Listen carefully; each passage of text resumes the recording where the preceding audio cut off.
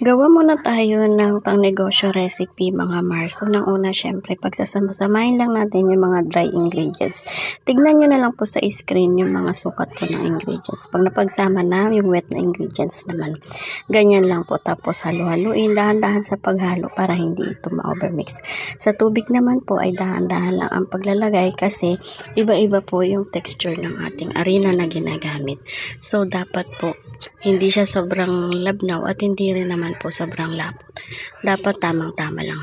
Kapag ganito na yung consistency ay okay na. I-rest muna natin siya ng 30 minutes bago natin lutuin.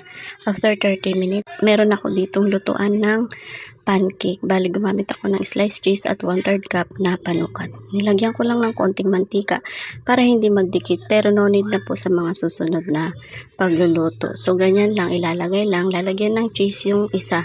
Pagkatapos po ay papatong yung kabilang